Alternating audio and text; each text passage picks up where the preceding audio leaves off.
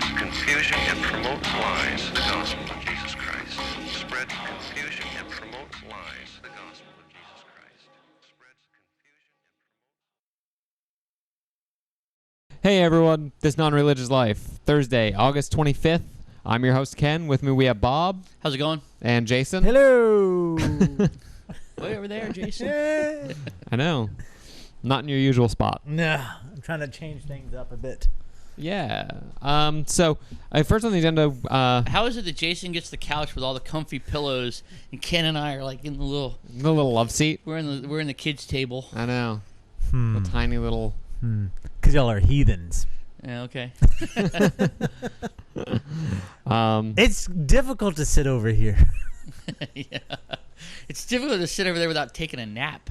I fell asleep while we were waiting for it. But anyway. Mm-hmm. That couch is a nap waiting to happen. It is crazy. I would nap on that couch. It looks comfortable. So, first thing on the agenda is, if you've been following us lately, you know that we're organizing a meetup at Tortilla West. That's at 508 Orapax Street, Norfolk, Virginia. And it's on September 8th, week before I leave. I'm going back out to the West Coast. And it'll be at 8 p.m. Anyone who wants to come, hang out, have drinks, get food, do whatever. Should be a fun time. A lot of people have signed up already. I mean, if you want to find out more information, you can go to the This Non-Religious Life Facebook page. And there's links and everything there in the event page. But so far, there's a lot of people who've... Yeah, I posted on 2 meetup groups, and on Tidewater Atheist Group, there's 10 people attending. Yay. And let's see, there's another group. Hampton Roads Heathens. Deities Limited. And let's see if I can't find it. There's like 10 or 11 there. 11 people attending here. So if there's no overlap, that's 21 people. Yeah. But there is overlap because the 3 of us. I've only... No. Yeah. Am I on both of them? Definitely You're on both of them. Although I'm curious. I'm really looking forward to meeting some of these people. I'm anxious to see who else is out there. Mm-hmm. I mean, we never leave the house, is what he's saying. Yeah. It'll be good. I need to get out more. I'm moving. We'll keep doing the show, obviously, but it'll be nice to get a little something going here in Norfolk. And as you know, my mom listens to the show. And I talked to her on the phone last night and told her that you were leaving. And she goes, "What's going to happen to the show?" She was like really worried about it. I was like, "No, we're still doing it." Yeah. We're still doing it. Do you know what you're going to say in your talk? No idea. I've tried not to think about it yet. You mentioned something about it. I think it's a repressed memory, though. Well, my mind. we don't have to like put on a show, but you should stand up and sing thank and everybody dance for being there. Can you tap dance? Say something. Obviously, what? Can you tap dance? No. Juggle. I try. I practice it. Okay, I'm we'll not very practice good at harder because we got 2 weeks now. So, I guess the next thing I want to talk about is Bob went to go see a movie about Mormonism recently, and he's converted. Texted me like 18 times during it. Yeah. Really? That's funny. Yep. It wasn't that many, but it was a couple times. Strange. I got them all at once when I got off work, and I was like, you're like, what the? Like 3 or 4 times. So why don't you tell us a little bit about the movie?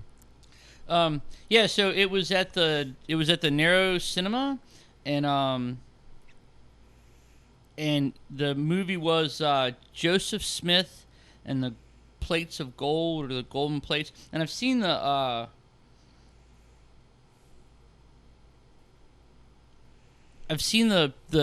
title, a couple different ways, but it was Joseph Smith and the Plates of Gold, Volume 1. Ooh. They're gonna have a whole. They intend a whole movie series about this guy, and man, I'm trying to find the info. See if you can pull it up on like IMDb or something like that, because the writer, director, producer of the movie is a Mormon Church of Latter-day Saints, the guy that stars as Joseph Smith is a Mormon, Church of Latter-day Saints. The actress that plays his wife, Mormon, Church of Latter-day Saints. Everybody involved in the entire production of this movie are Mormons and the members of the Church of Latter-day Saints. And so I thought it'd be really, really good to go. That's it, 2000, yeah. Yep.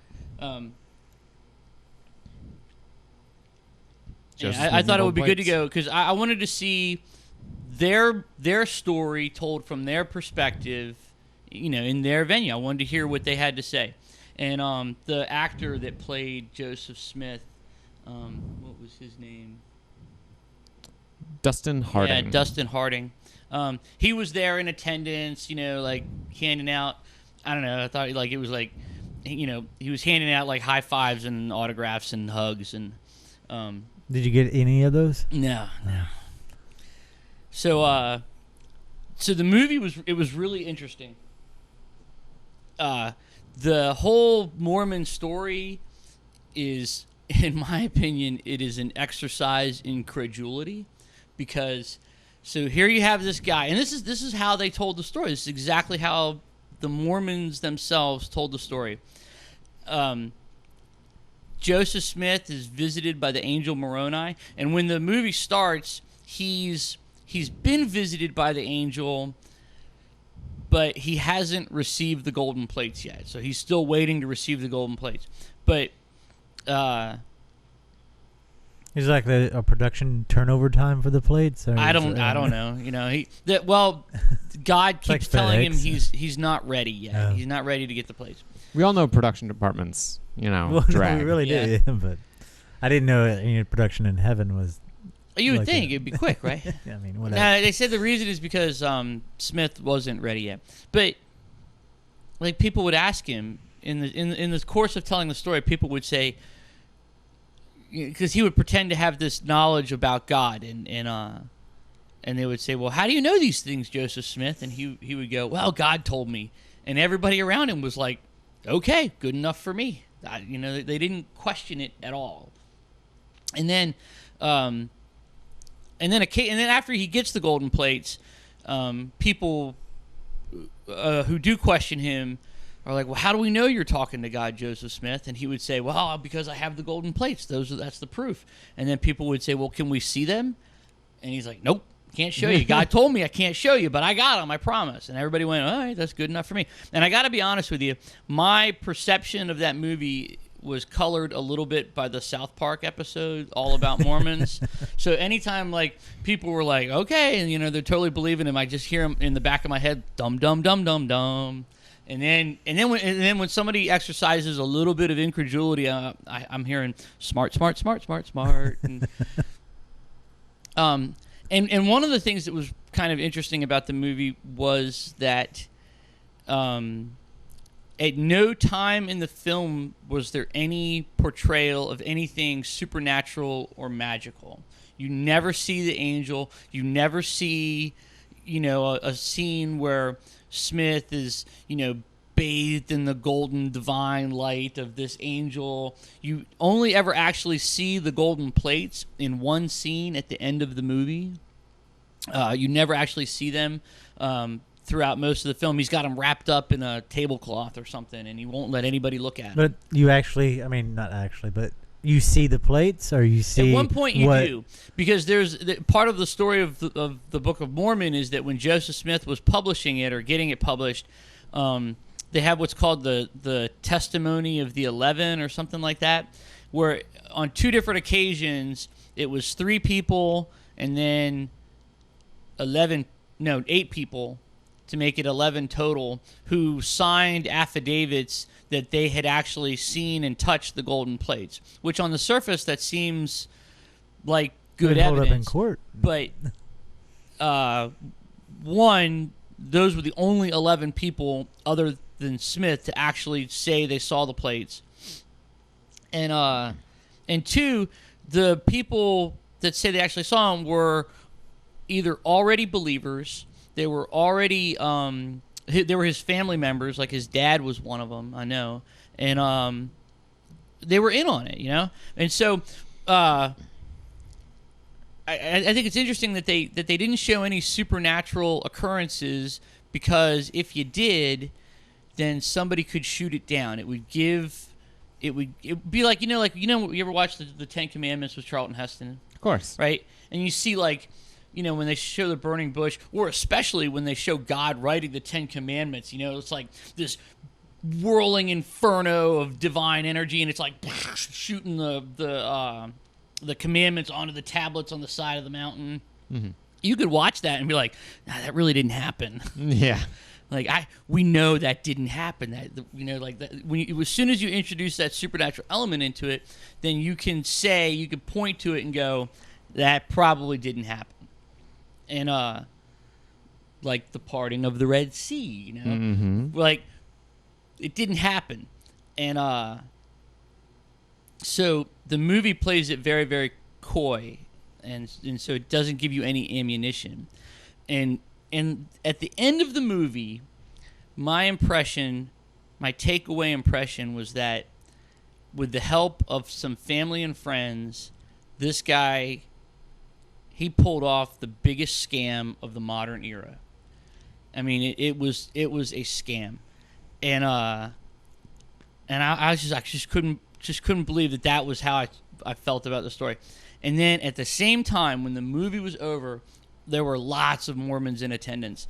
And when the movie they saw, they were like, oh, this is so faith-affirming, and, man, this is so beautiful. It's such a beautiful story. Thank you, It's just they were so uplifted by this movie. And I was like, what movie did you see? Because the one I saw showed Joseph Smith taking these people for a ride. And they just I don't know. And I think because it was that lack of supernatural elements to it, it worked kind of like Hitchcock. You know how, like, Hitchcock showed you that, or he showed in movies that anything he could show you is not going to be as scary as the stuff you think up in your head. So rather than show you scary things, Alfred Hitchcock just hinted at them, and then you thought up the rest in your head, and you came out of the movie, and you're like, oh my God, that was so scary. Yeah.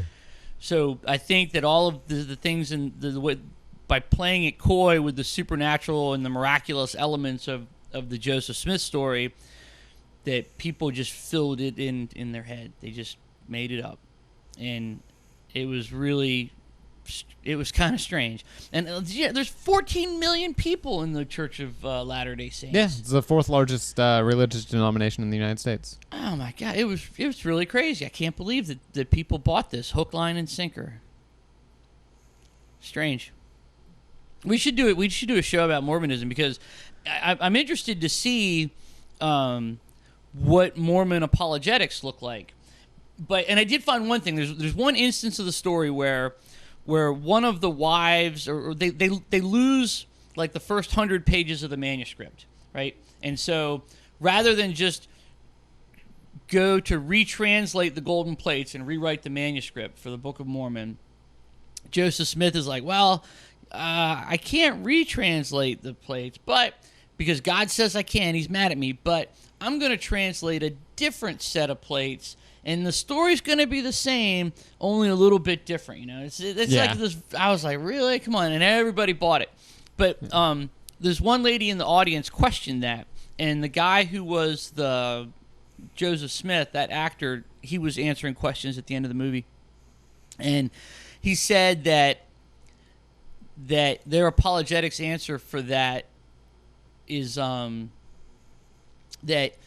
God knew that this would happen, and so had planned a second set of golden plates for Joseph Smith to translate, and that it prevented the manuscript that's out in the world for somebody to like make changes to it and then refute the true word of the Book of Mormon. And the idea of this, like, God knew that it was going to happen and put this other thing in place beforehand, I think it reminded me of the Christian apologetics, where they're the party line for why there are these Christ-like characters 1,000 years before Christ is they say, oh, well, Satan knew that this was going to happen, and so he put those people in in there 1,000 years before Jesus was ever supposedly born.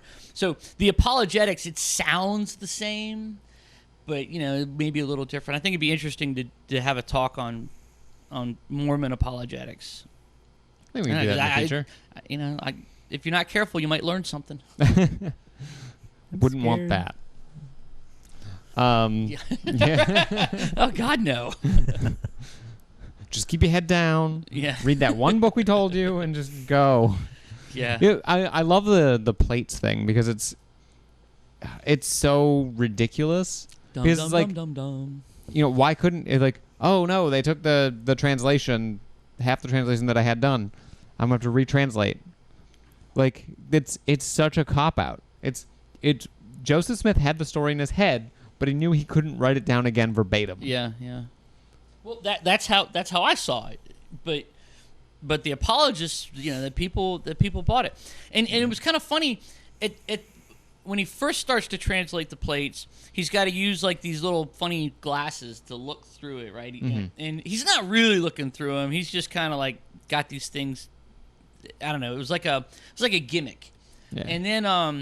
And then by the end, when they're about done translating, he doesn't even look at the plates. He just closes his eyes and recites things off the top of his head, and the other guy's writing them down the whole time.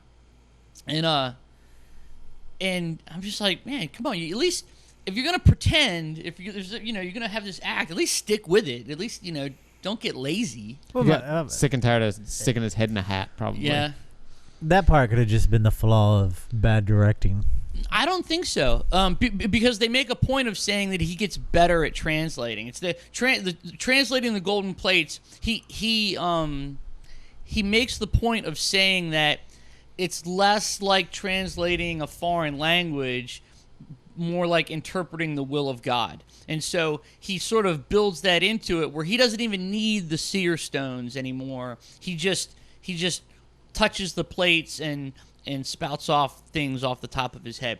And there's scenes where people are like, well, Joseph Smith, I have this and that going on in my life, and could you help me? Could you provide a revelation from God? And then he just closes his eyes and he says something, and then that's God speaking through him, just at will, whenever he wants to. And people go, oh my God, he was talking to God for me. And yeah. I could do that too. I could close my eyes and say something pious sounding. Try it. Okay. O Lord, that hath said unto thee that the mighty rivers would flow, and that that bringeth apple pie is blessed. There you go. What did I say? I don't know. I want some apple pie now, though. I do too. Damn, it worked. You made us hungry. Yeah. So now we need to go get apple pie. Clearly, I'm we down have with to that. go get apple pie now. But I always want apple pie. Yeah. Right. Oh wait, the devil put that desire inside me. Yeah, right. Anyway, but Oh. I think we have a Messiah. You think we have He has a Messiah? beard. Yeah. I mean, the commenter on YouTube notices your beard, and I think he was trying to say something. He always notices the beard. He's trying to tell us something. I think so. I'm the Messiah. What's it? Right, and then, right. Man, God, it all comes back to Monty Python too, because then I could be like, no, I'm not the Messiah. Only the Messiah would say he's not the Messiah. He's the Messiah. What chance do I have?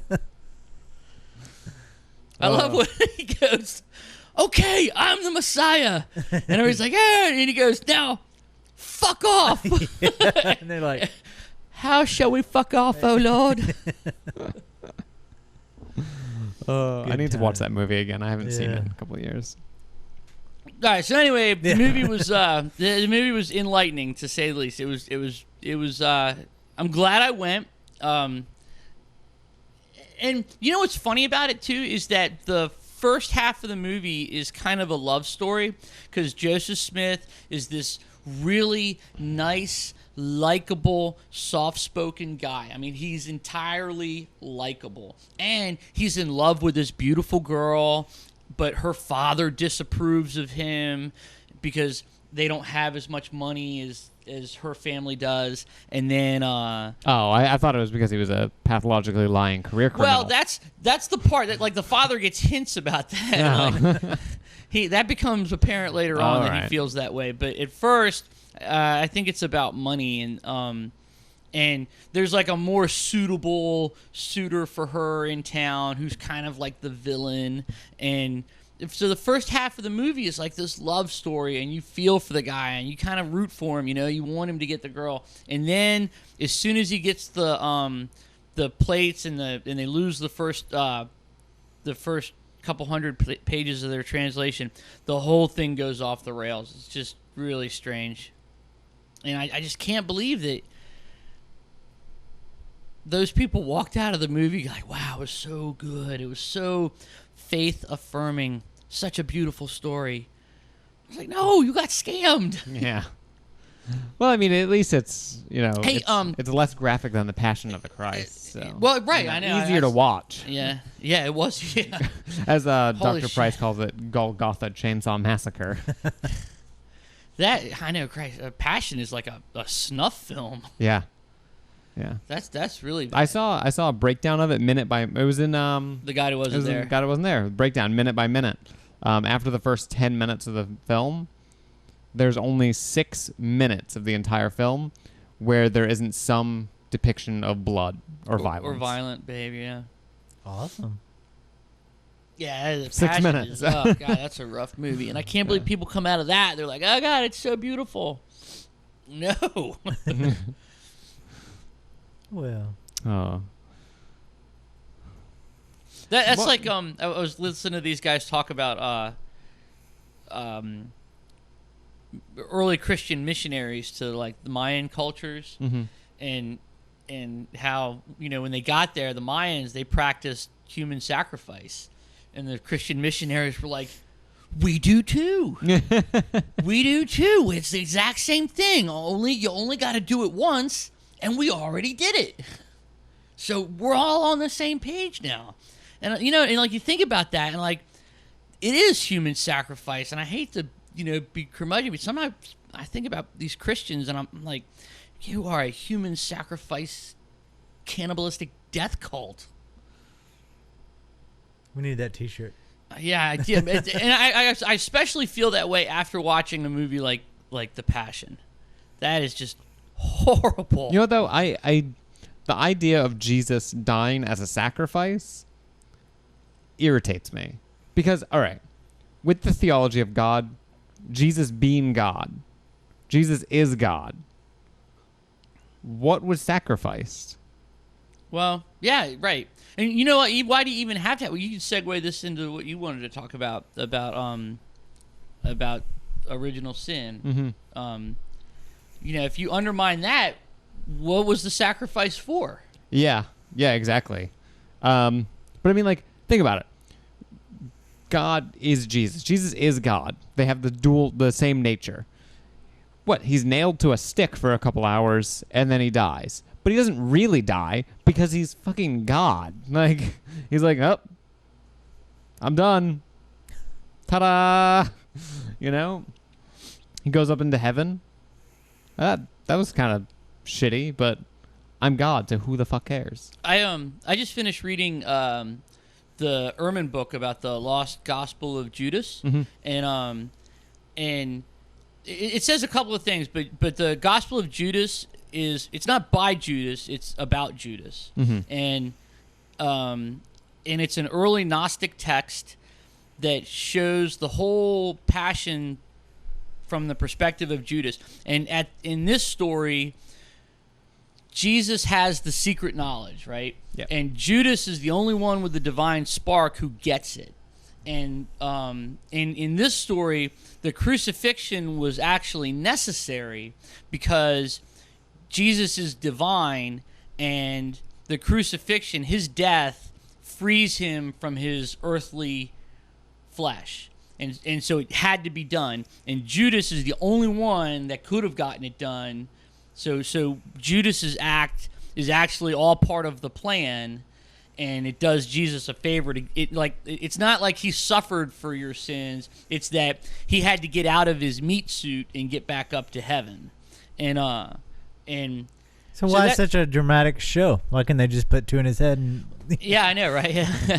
But I mean, one, it's an interesting take on it, but two, it shows how at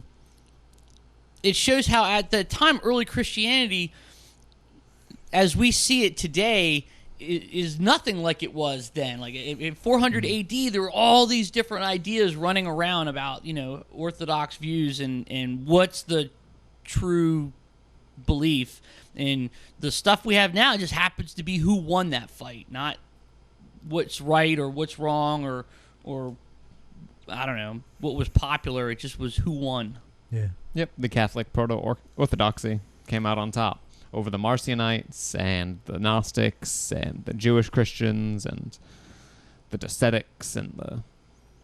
Yeah, it was I don't know, it was an interesting take. And so in this story, Judas is the good guy because he gets it. Everybody else, all the other disciples, they're I don't know, they're still tied to their meat suits and they don't understand that Jesus has to be liberated from his earthly flesh. It was pretty neat.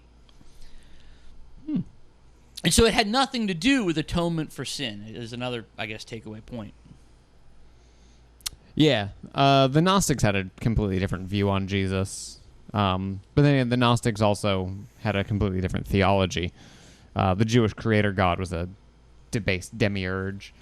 And then there was Christ Jesus was like an aspect of not the demiurge, but a greater deity. Larger God. Yeah. Yeah, so I guess we can segue into this. I found this on NPR, and actually, I think it was a day or two after I found it. Jason sent it to me on Facebook.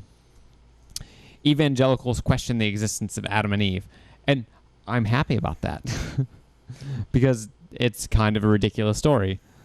But it's all in Genesis 2, the second creation story. It comes up with God creating Adam and Eve separately. Unlike in Genesis 1, where God just sort of makes a bunch of people and then tells them to go be fruitful and multiply.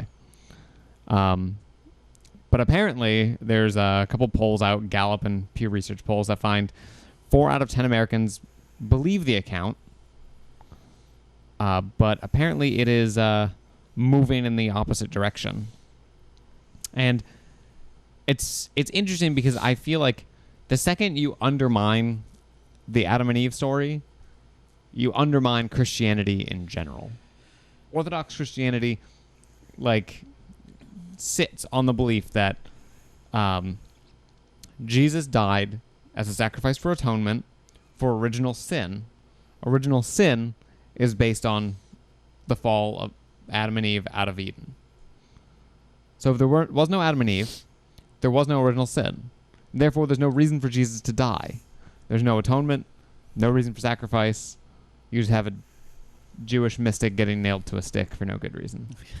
That's terrible. Well, what's the Catholic stance on the Genesis story? Now, is the Catholic stance that it's parable, it's allegory? It's allegory. Yeah. The Catholics for the past, I think, 10 or 20 years have embraced the idea that Genesis is, it's all allegorical. Yeah, and then the fundamentalist Christian view is that it happened exactly the way it was there.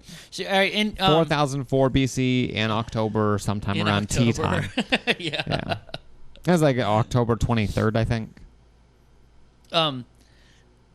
Well, okay. So think about the trend that's occurring here, right? There was a time when the Catholic Church espoused this inerrant view, and they believed that it happened exactly like it was written in the Old Testament.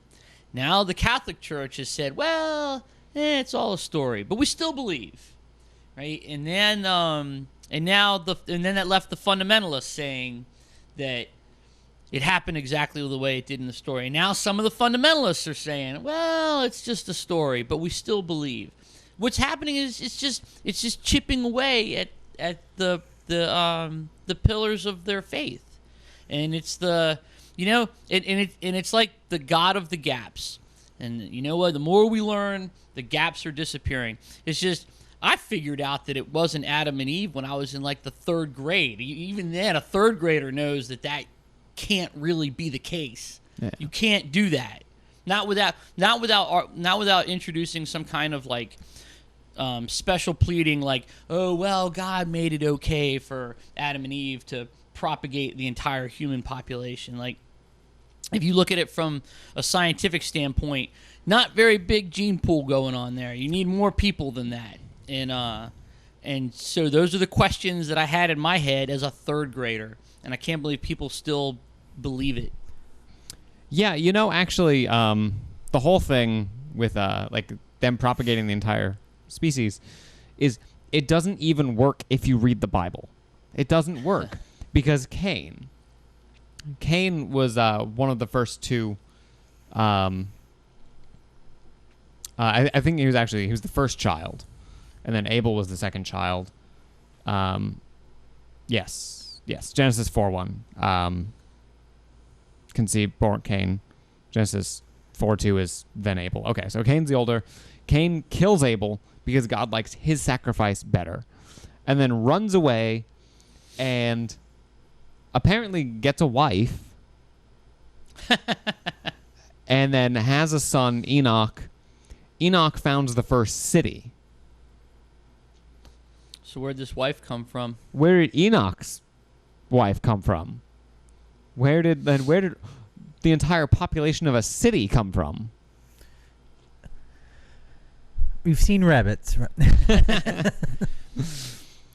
But even rabbits can't populate on this scale. I just think the idea that 2 people, a man and a woman, propagated the entire human race is absurd. Well, yes, it would be if you're going to build a city. But if all you do is nothing else, Yeah, right. you don't have time to build a city. Just the fact that like incest alone leads to such horrible, debilitating diseases. Like when you look at, I think it's leopards or cheetahs. Cheetahs at one point in time were reduced to a population of a couple dozen, and because of that, they managed to survive. But they are so weak in their immune system because of all the inbreeding that a single virus could literally wipe out the entire leopard population. Like they are, just because they were reduced to a couple dozen. Well, let alone 2. I think the apologist claims would be that God protected them. Of course. Of course. Whenever you can't... Were you okay? I'm being smitten. God is Get those evil spirits out of your body. Yeah, right. I need healing. Come on, give me a. Let's have a healing. Yeah. Everybody gather around. Bob has got the demon inside him. We're going to have to pray. Out, demon, out. God, that'd be awesome. Let's do that. We still need to do an exorcism. I know. episode. We need to get Bob Larson on the show. Did you see? I found a news article about, it was like these girls. They're like all high school age. And Bob Larson has trained them to do exorcisms. Yes. And like the things they're like I like going to the mall and shopping and casting out demons in the name of Buffy. God. I'm Buffy the Vampire Slayer. Essentially, they all look like Buffy the Vampire Slayer. They're all like these. I want Bob Larson on this show. If you have connections or anything else related to Bob Larson, I want him on this show. Yeah, and please do us a favor. I sent him a couple emails when we first started, but I mean, we're nobody. Bob Larson has been part of my life ever since I was a kid. I need to have him on this show. Yeah. And he'll get the devil out of you, man. It's especially relevant now. You can get the devil out of me. I want him on the show. He was a part of that whole Satanic Panic thing, and now that the West Memphis 3 are out, because they were jailed because of that sort of hysteria. Oh, they got long hair and listen to heavy metal music. They must have committed satanic sacrifice. Yeah, Damien, right? It was Damien. I saw a movie once with his name. Yeah. You know. Did is that the trial where they coined the term spectral evidence? I don't know. I think it was. I mean, they're out after 18 years, so. It's crazy. One of them was on death row. Yep, Damien was. But did you hear the plea bargain that they got? Oh Yeah, my God, they had it's, to admit to guilt. It's an Alfred plea. Yeah, it's but not it's an admit to fucking- guilt. It's admit to guilt, but you get off with it's time served. and a plea of nolo probation. contendere, but you maintain your innocence, but you admit that the prosecution has enough evidence to possibly convict you. But there's none. So they took that in like as a plea for lesser charges, and then were convicted with that and time served. Yeah. So And they now all they're got on out. community service and all that. Yeah. USA. It's an interesting defense, and apparently it's only been used a couple times. It was first time it was used in the 70s. Yeah. And it was like Alfred versus North Carolina. That is a whole miscarriage of justice right there. Yeah. But I mean, you have to admit, like, Arkansas was just looking to save face. If there was Yeah. any reason that the state even thought that these three guys killed those children, there was no fucking way they would have allowed that to happen. They would be like, no, your sentence stands. Yeah. I don't think it was that. I think it's that they wanted to convict them. They No, they that's what it wanted was. to. Yeah. Well, they did 18 years ago. I mean, it's not like it's not like the state believed them. It's just the state's evidence was flimsy, but it went ahead anyway. Yeah. Believe me, the state of Arkansas didn't do them any favors. No, not at all. Those kids got sold down the river, and they were persecuted. Not in a court of law. They weren't tried and convicted in a court of law. They were tried and convicted in the court of public opinion. Well, was one of the stories saying that what spearheaded this whole thing against them was before the investigators got there, before the forensics people got there, that when the cops arrived on the scene, one of the cops said, "Oh, it looks like Damien finally killed somebody," and it just like spurred from there. Yeah, I don't know, man. I just think it was a gross miscarriage of justice. Yep.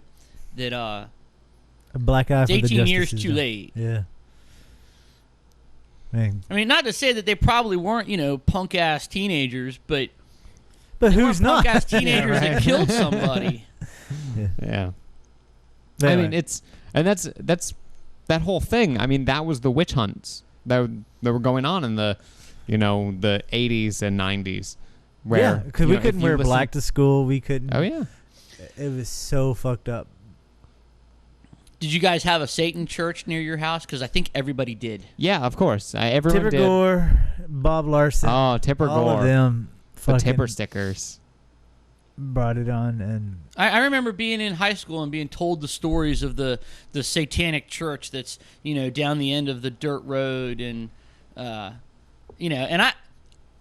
I never went there, but I believed it at the time. I would've gone to that. You were I heard- told see, we didn't scary tell- shit as a kid. Yeah.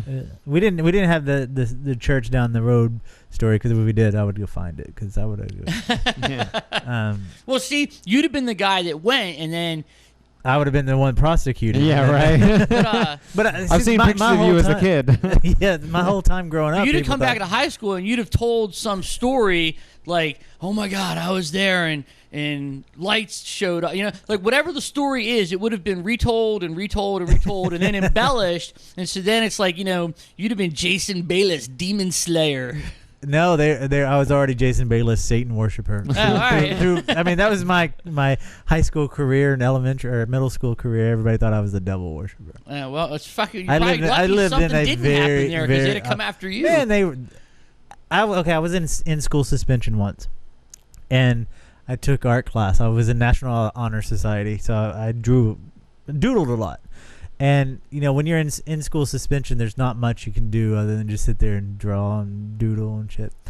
Well, I had one of my test papers because they brought the test down there. And I had to take a test for a class, and we have to wait until class is over before we can give it back to the teacher. We can't get out of our desk and all that shit. It was real prison-like. So I doodled this little creature. It was like a half bird, half like just whatever. It was just something. Was it a liger? It was no. It was seriously that big that I just did and with whatever turned in my paper. An hour later, I got called to the office. I went in there. There was 2 police officers in there. There was the principal, both principal, vice principal, and principal. The teacher that was the teacher that I sent the I drew the doodle on, and they thought I was sending death threats to the teacher. And I'm like, why? I had no idea at the time. I was like, no, why? I never sent her a note. And they're like, what is this? And they handed it out and they showed me that picture that I drew that was that small. And they go, where'd you get this stamp? What does this stamp mean? What is it? And I'm like, it's not a stamp. I just drew it. It was a doodle. And the cops were like, you don't want to kill her? And I'm like, why the hell would I want to kill her? It was a test and I was bored. I'm in the schools. And this went on. And then finally they just let me go back to class. That's how bad it was. Well, you're lucky something didn't happen to her. Yeah. Well, luckily I'm a loud mouth and I get aggressive when people, corner me like that. So I can talk my way out of a corner, I guess. Yeah, you know what? If something would have happened to her in like month, she got in a car accident. Yeah, even if she was in a car accident, you weren't even there. You'd have had something to do with it. Brake lines. I was listening to a story just recently. Something similar like that happened. They were. Oh no! It was on Skeptic's Guide to the Universe podcast. They were talking about how the headline of a newspaper said that two boys killed 5 people because of their belief or whatever. I forget what the headline was, but it was totally misleading because what happened was that these people were accused of black magic or whatever, but none of it was true. But because of their circle of friends or whatever, they were argument, like 5 people died within like 2 months or got in car accidents and stuff, and it was just totally unrelated. But the newspaper article was all about how those people did it. Yeah, with black magic. Yeah. With black, of course. Yeah, of course. Someone should send them the memo that went around 400 years ago that magic isn't real. You're in the wrong house to be saying that. No, sorry.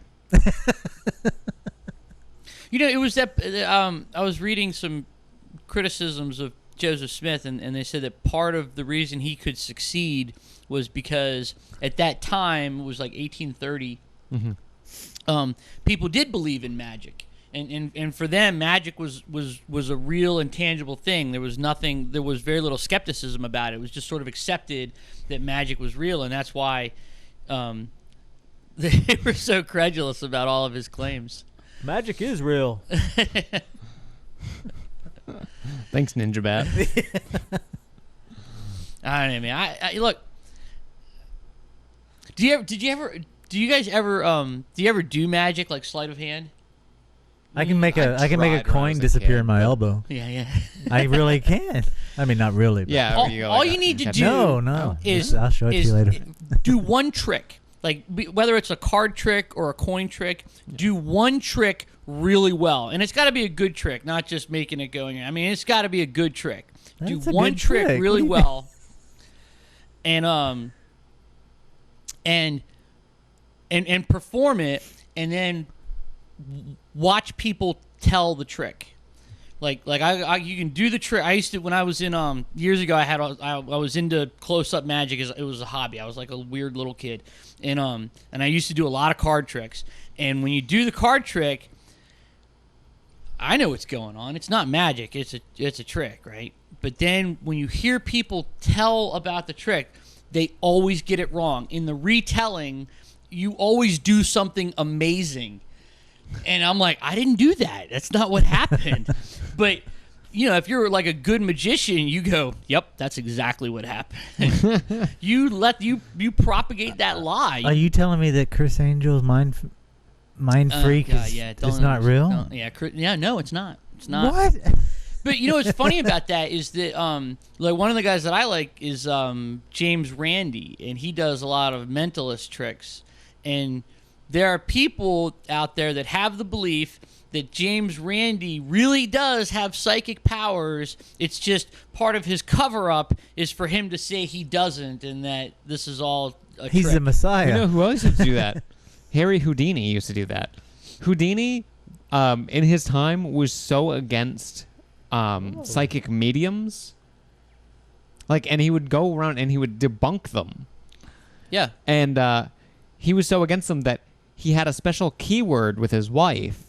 And he said, if any medium is ever claiming that she's channeling me, here are some keywords to ask her for. Yeah, that was something that they had agreed upon before he died. Yeah. Yep. Like if whoever dies first, if a medium channeled them, then yeah, but nobody ever said the keyword. Nope.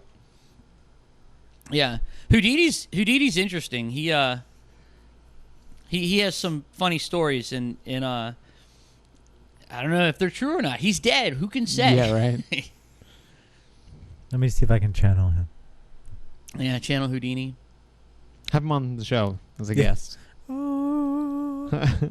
That's a lot of the skeptics groups. They always hold like a fake seance, and they always channel Houdini. That's always like, Oh, really? he's always the go-to guy for seance parties. That's awesome. Yeah. I know. Houdini's great. He knew how to build the lie.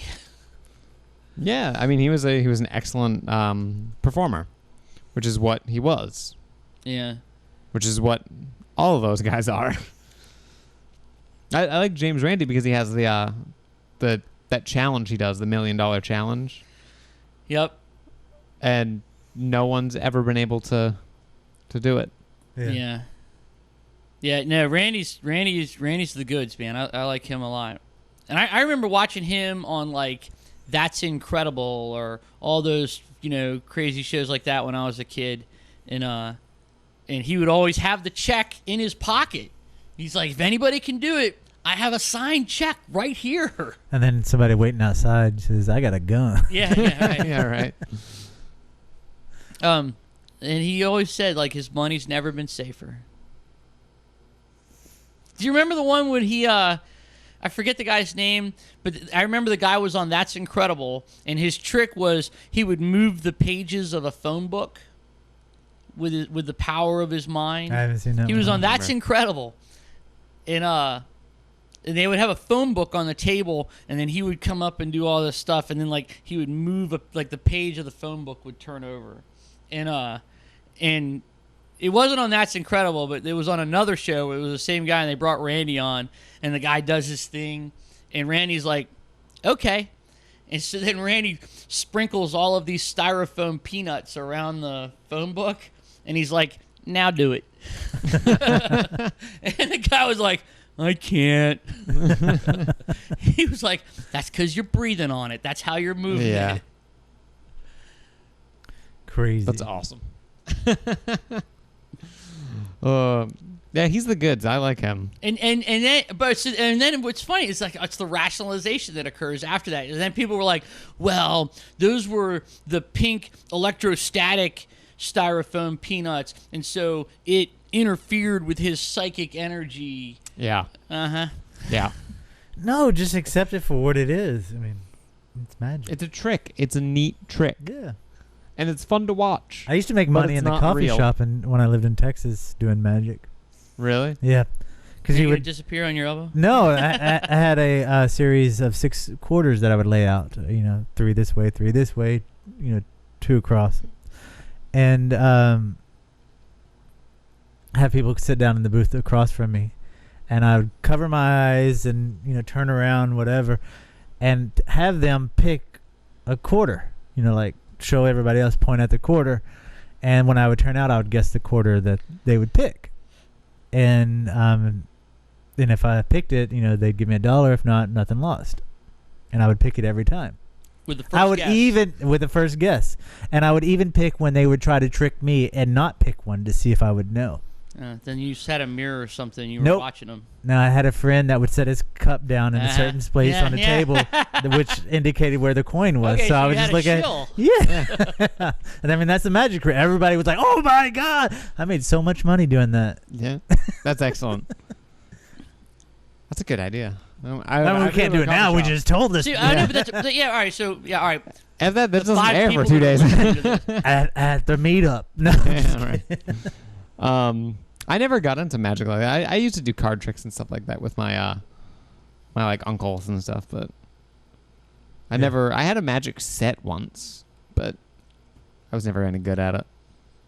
Like one of those little amateur magic sets. They come with like the wand that like you flip it and it's got the flowers that come out and stuff like that. Oh, But, I never had anything like that. yeah. It's all Best about the magic show tricks are- too. Yeah, it is all about the show. I mean, because when I would do the coin thing, it's all like if I just turned around and went that one, they'd be like, but I didn't. I turned around and went, yeah. and just build it up because they're like the longer they sit there and go, oh, he's not gonna get it. He's not gonna get. Because I would point out a coin that I know they didn't pick. I'd be like, no, this one, and they'd be like, oh my god. And Yeah. I mean, that's all about the show because if you build that anticipation with them, but whatever. Well, I think that's interesting. And so when people told the trick later, when people would like tell about the trick, did they always make it seem more amazing than What- it actually was? Well, it's not. I don't know if they made it sound more amazing. They just brought more people to me Yeah. because I would sit in there and drink coffee and eat donuts. It was at a donut shop, and they would come in and I would do it, and they would be like, "Oh my god, you gotta tell my friend." They would grab their friend and come back, and then they were just like, "It's crazy. He can guess it every time." I'm like, "How do you do it?" Yeah. Magic.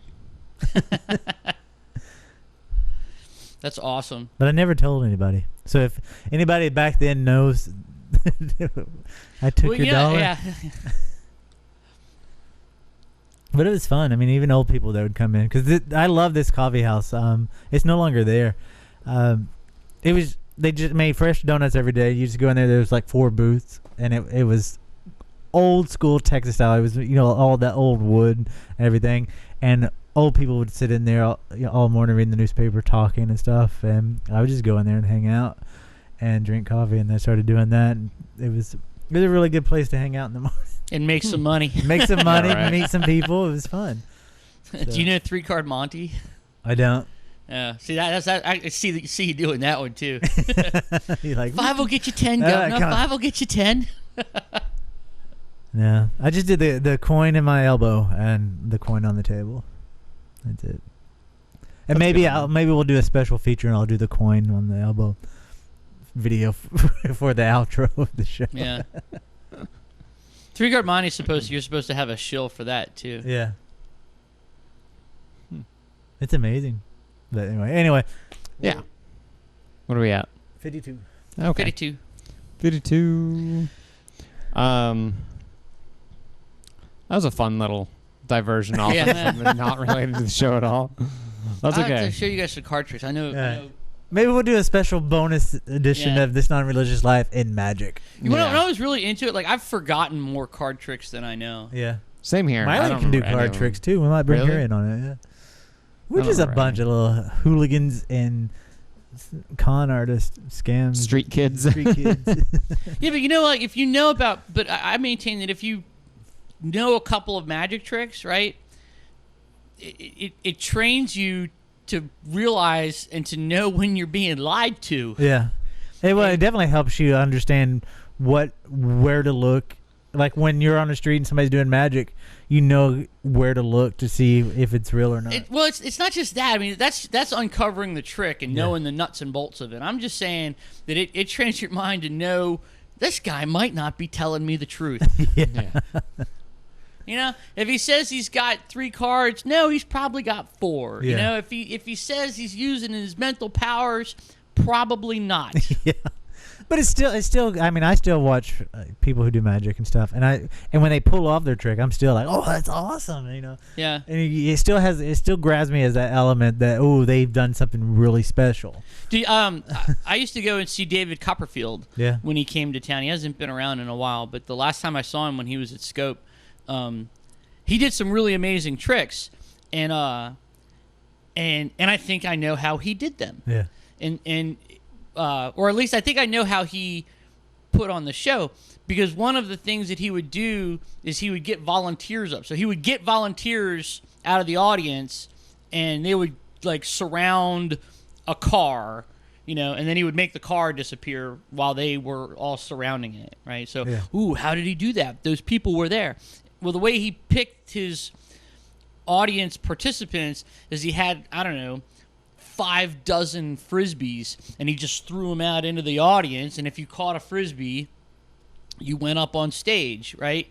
So anytime he needed a shill, well, that guy was already in the audience with a frisbee in his pocket, or, you know, like, it was just so many people that you would never doubt that the people that were shills were already on stage. Yeah. You know, you just couldn't tell. It gets lost in the shuffle. Yeah. I mean, But that's it the seems whole. very convincing. That's what it means by sleight of hand.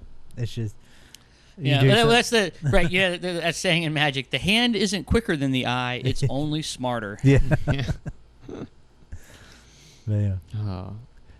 Maybe we could get a magician on here one day. Well, we got the psychic that we're gonna meet, and maybe she'll have some connections. I want her on the show as well.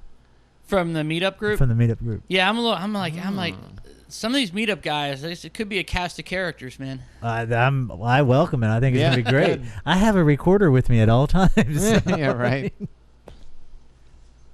All right. We could have another podcast. Yeah. I mean, there could be so much. Meet up with Jason and Bob. Yeah. You know, that's it. I mean, that. I'm wondering how this is going to go too, because, like, okay, it's an atheist group, and they're like, "No, I'm an atheist. I don't believe in God. That's silly." But, you know, the Coddington fairies, that was real. You know what I mean? Like, but you know what? It's no difference when I'm going to a vegan potluck. There's going to be some weird fucking people there. Yeah. I mean, it's any time you can go to church or whatever, any group. There's going to be those people that you're just like, sit over there, please. Well, no, I mean, I mean, I'm just talking about how. I don't know. It seems like there's a. If you're an atheist and you don't believe in a deity, then there should be a whole bunch of other stuff that you're like, no, that's just as silly. But Yeah, I think you're placing a little too much faith on people. I don't. I mean, He people doesn't cannot- have people faith. cannot believe in God for a number of reasons. The good reason is skepticism. Yeah, I don't know. Well, I'm anxious to see. Yeah. I'm not making bad any reason. judgment. There's a whole I haven't met So what's the gamut. bad reason? Come on. Other reasons. Yeah. I'm anxious to see. I hope that we meet many lovely people. I think we will. We've gotten a couple of emails and comments from people that we're going to meet, and I'm very anxious to talk to them, meet them. Yeah, I am. Yeah, too. it'll be fun. Now that I know I have to say something. No, you don't. I mean, we already got it worked out. Yeah. We'll Jason will show up with no pants on, and that'll be the intro. I mean, how many times did that happen? I mean, come on. Yeah, right. What's your camera angle like? Are you wearing pants now? No. That's magic. It's last week all over again. Knock, knock, knock. Why isn't Jason opening the door? Oh, you're talking about that. Gotcha. Yeah. Yeah. Because I was getting ready. Man. Yeah. Then I sent you a text message today like, where are you? Did you? Yeah, I think I did. Oh, I left my phone at home. Yeah. I realized halfway here. All right, so I guess that's probably about all we have today, unless we want to stick around and talk about stuff not related to the show for 5 more minutes. We've already done that. Yes, we have. As always, if you have questions, comments, say you want us to cover something, send us a question, send us a topic to talk about. Send us Bob Larson. Send us Bob Larson, please. I would love to talk to him. I have read so much on that man, and I really want to. I grew I up have with some that questions man. for I him. used to have cassette tapes that I would record his show and listen to. Really? Oh my god. You have to find those. No, I don't have them anymore. But Damn you. no, cassette Bet you we doesn't. could find them Cassette online. tapes do not last. No, they don't. Set them down to one giant magnet. Yep. Done. Bob Larson. But if you I have, have so many any of magnets. that, Send it to the ZPN hotline. Give us a call. Ask a question. 757-337-2195. Email us, nonreligious at zombiepopcorn.com. Zombie-popcorn. Don't forget that little dash in there. Like us on Facebook. Facebook.com/thisnonreligiouslife. Subscribe to iTunes. We're on iTunes. You can subscribe to this. Write a review, even if you Write don't a review. mean Yeah, even if you don't You listen, don't just mean it. be like, "This is the greatest fucking thing I've ever heard in my entire life." Make your kids listen to it. Yeah, Make your but grandparents make your listen to kids it. Listen to it. I see a lawsuit. Make your happening. companion animals listen to it. Yeah. You know they say all dogs go to heaven? They don't? No. That's next topic. it. Oh my gosh. So, until next week. Have Until a good next week. night. No, that's a better. We gotta. Until next week. Stay heathenistic. Anyway. No.